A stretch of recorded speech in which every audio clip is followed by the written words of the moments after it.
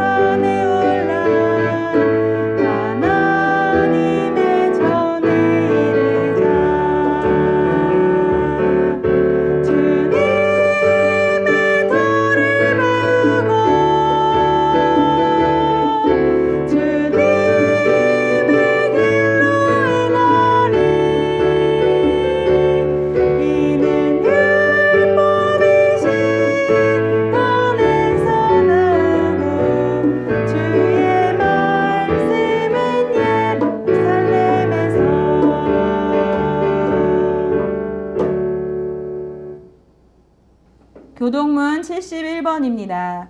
오호라 너희 모든 목마른 자들아 물로 나아오라. 돈 없는 자도 오라. 너희는 와서 사 먹되 돈 없이 값 없이 와서 포도주와 젖을 사라. 너희가 어찌하여 양식이 아닌 것을 위하여 은을 달아주며 배부르게 하지 못할 것을 위하여 수고하느냐. 내게 듣고 들을지어다. 그리하면 너희가 좋은 것을 먹을 것이며 너희 자신들이 기름진 것으로 즐거움을 얻으리라. 너희는 귀를 기울이고 내게로 나와 들으라. 그리하면 너희의 영혼이 살리라. 내가 너희를 위하여 영원한 언약을 맺으리니 곧 다윗에게 허락한 확실한 은혜이니라. 너희는 여호와를 만날 만한 때에 찾으라. 가까이 계실 때에 그를 부르라. 악인은 그의 길을, 불의한 자는 그의 생각을 버리고 여호와께로 돌아오라. 그리하면 그가 긍휼히 여기시리라. 우리 하나님께로 돌아오라. 그가 너그럽게 용서하시리라. 아멘. 찬송 526장 들으시겠습니다.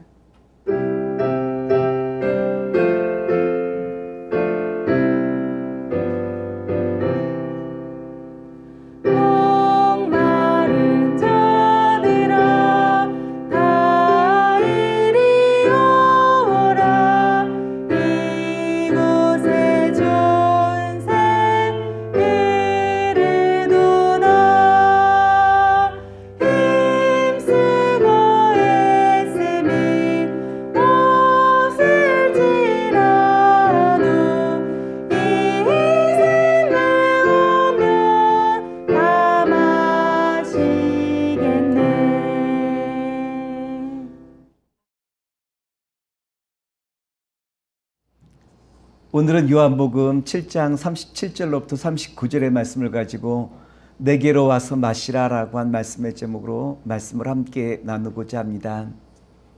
목마른 사람에게는 다른 것이 다 필요 없죠. 아무리 귀한 다이아몬드를 주고 차부라 할지라도 물이 아니면 소용이 없어요. 그리고 일확천금을 준다 할지라도 물이 아니면 아무런 의미가 없는 것 아니겠습니까? 목마른 사람에게 가장 필요한 것이 있다면 물이 가장 소중하고 필요한 거 아니겠습니까? 철학자 플라톤은 인간의 본성은 물이 새는 항아리와 같다라고 말을 했다고 합니다. 깨진 항아리에 물을 아무리 붓는다 할지라도 그 깨진 틈으로 물이 다 새어 나오듯이, 그러면 금방 그 항아리의 모든 물이 비워지듯이 플라톤은 인간의 본성은 깨어진 항아리와 같이 금방 모든 것이 드러난다라고 우리에게 잘 이야기해 주고 있어요. 그래서 목마름이라는 것은 쉽게 해결될 수도 없는 것이요, 그리고 시간이 지날수록 오히려 그 목마름은 더 극심해진다라고 하는 것 아니습니까? 그래서 오늘 예수님께서는 우리에게 뭐라고 말씀해 주고 있느냐 하면, 수많은 사람들 향하여 말씀을 전하시고 있는데 요한복음 7장 37절과 38절에 이와 같이 말씀을 전하시고 있습니다. 명절 끝날 곧 큰 날에 예수께서 서서 외쳐 이르시되 누구든지 목마르거든 내게로 와서 마시라.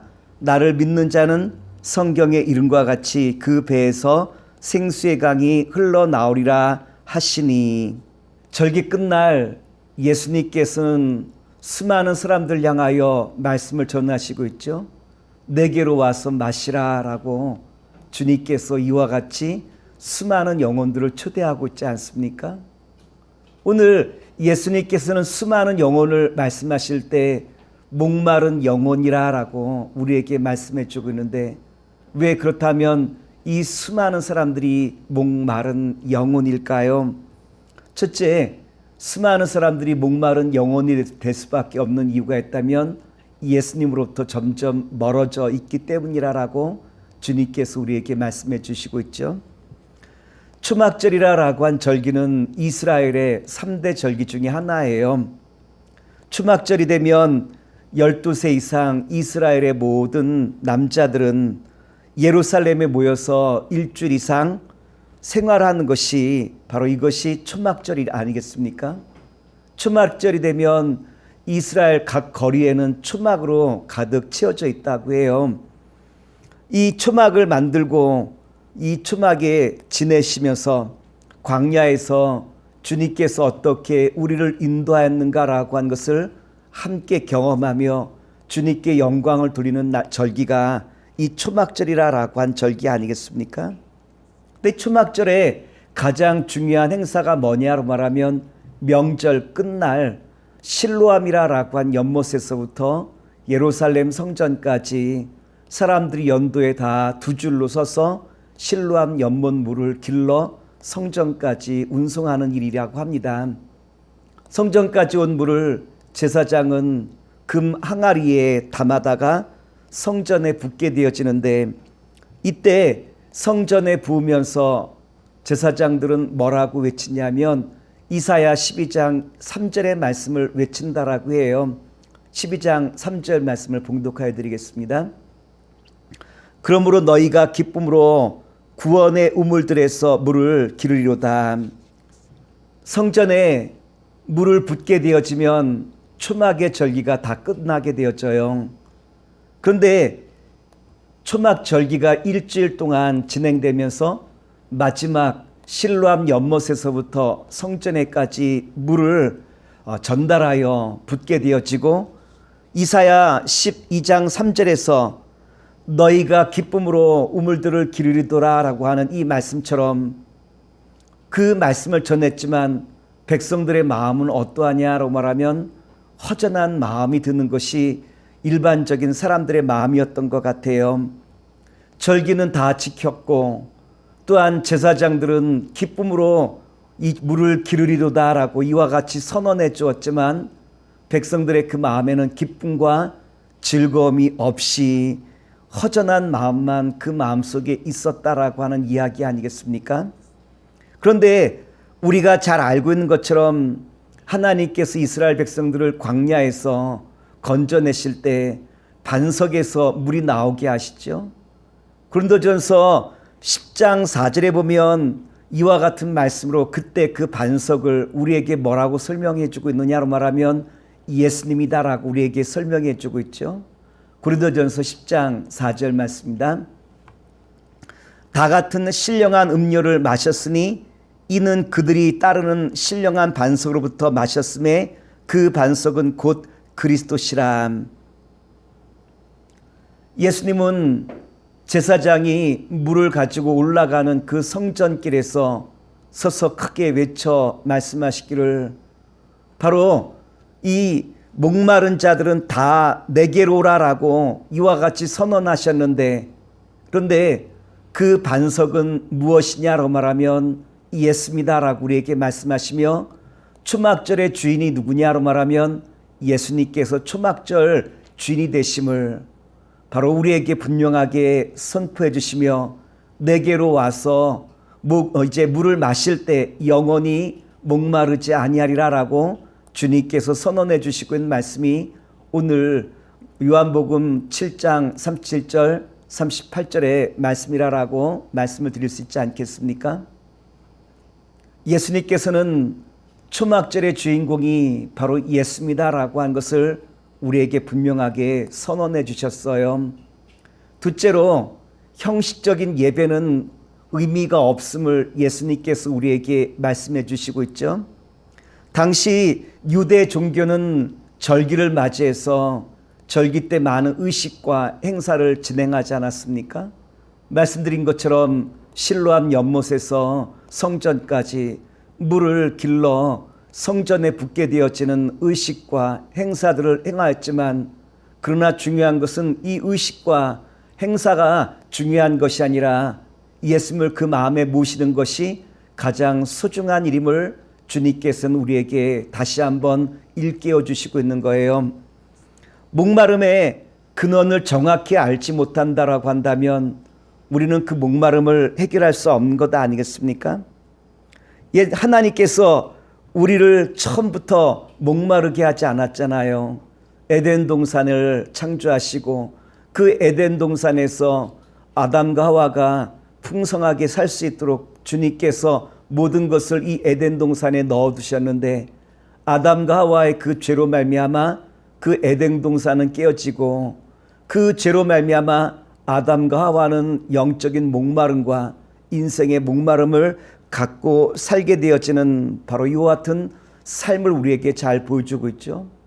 결국 목마름은 우리가 하나님으로부터 점점 멀어지고 있다라고 한 것이 인간의 목마름의 그 근원의 이유라라고 말씀을 드릴 수 있을 거예요.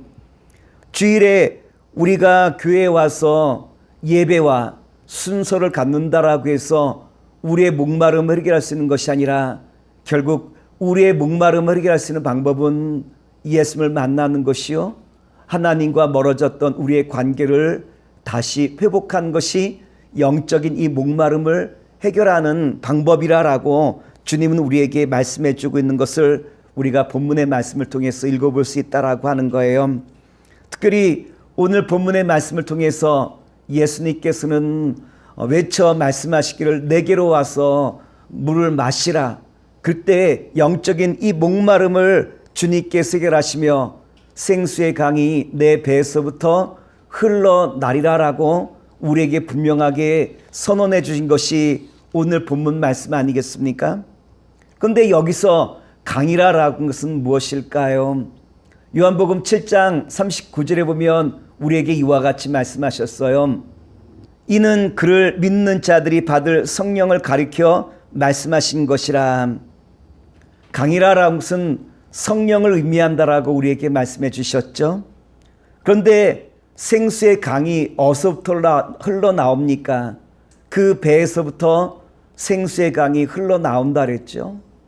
다시 말해서 그 배란 무엇인가 하니 중심을 말하는 것이요, 이 배가 사람의 그 중심에 있죠. 그래서 배란 이 중심을 의미하는 것이요, 이 중심에서부터 생수의 강이 흘러나온다라고 했는데, 다시 말해서 성령님께서 우리의 삶의 중심에 강하게 작동하기 시작할 때 생수의 강이 흐르는 것 아니겠습니까?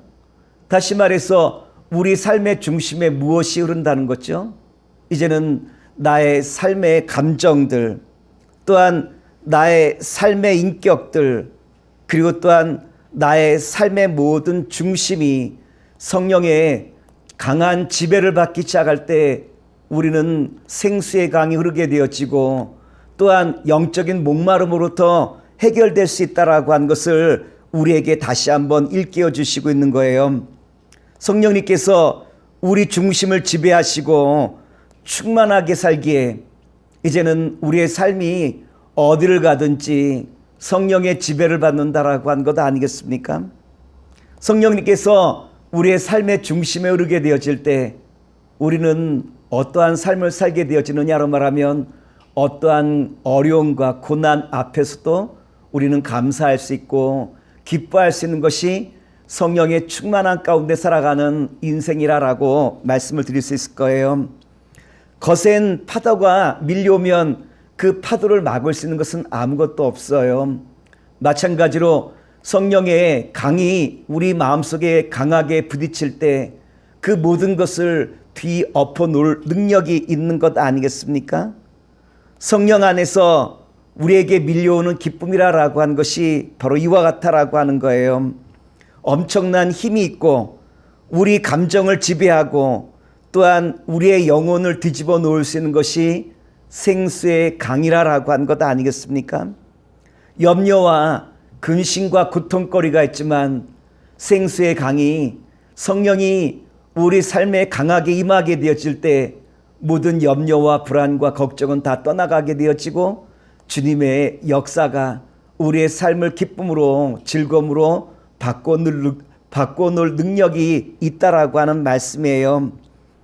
예수님께서 명절 끝날 내게로 와서 마시라라고 하신 이 말씀의 의미는 무엇일까요? 오늘 신자의 삶에 있어서 광야가 언제 벗어날까요? 성도들의 삶에 광야가 언제 이제는 벗어나 날마다 은혜의 풍성함이 가득 채워질까요?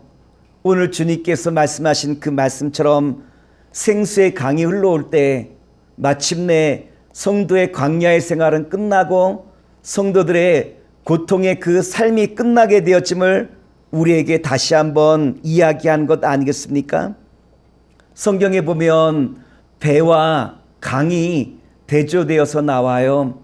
배라고 한 것은 허기짐을 끊임없이 느끼는 것이 배라고 한다면 우리가 어떻게 하면 그 허기짐을 면할 수 있느냐로 말하면 강물같이 풍성한 은혜가 우리 가운데 임할 때 마침내 성령의 그 역사하심으로 말미암아 인생의 모든 허기짐을 면할 수 있게 되어진다라고 하는 분명한 메시지 아니겠습니까? 오늘 요한복음 7장 37절에 보면 예수님께서 우리에게 말씀하시기를 누구든지 목마른 자는 내게로 와서 마시라라고 하실 때 그것은 결국 예수님과 더불어 동행하기 시작할 때 성령님께서 우리 가운데 임하시게 되어지고 성령의 강한 역사가 우리 가운데 함께하게 되어질 때 인생의 모든 어려움들을 벗어나 마침내 승리할 수 있음을 우리에게 다시 한번 일깨워주는 말씀이라고 말씀을 드릴 수 있을 거예요. 특별히 9월을 시작하면서 특별히 코로나 바이러스로 말미암아 오랜 기간 동안 힘들고 지친 우리 영혼들에게 주시는 주님의 말씀이 있다면 어떻게 하면 우리가 다시 한번 성령의 충만함이 우리 가운데 임할 수 있겠습니까? 우리가 어떻게 이 난국을 이겨나갈 수 있겠습니까? 주님께서 우리에게 주신 처방이 있다면 성령의 충만함을 통하여 인생의 고난과 역경을 이제는 성령의 그 능력과 권세로 바꿔나가는 그 삶이야말로 인생을 변화시키는 놀라운 길이 여기 있음을 다시 한번 우리에게 주시는 메시지를 마음에 담고 성령의 충만함으로 날마다 승리 나가는 주님의 거룩한 자녀와 백성 되시기를 다시 한번 기도하겠습니다.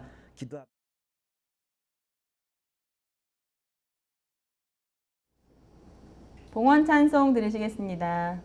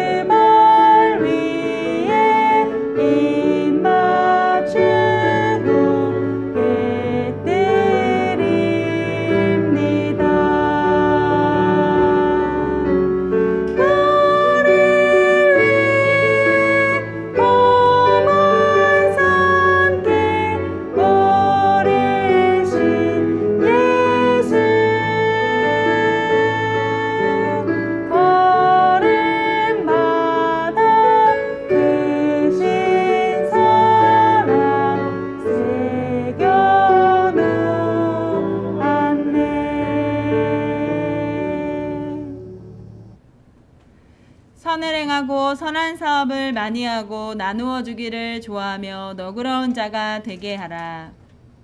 이것이 장래에 자기를 위하여 좋은 터를 쌓아 참된 생명을 취하는 것이니라. 아멘. 파송의 찬양 들으시겠습니다.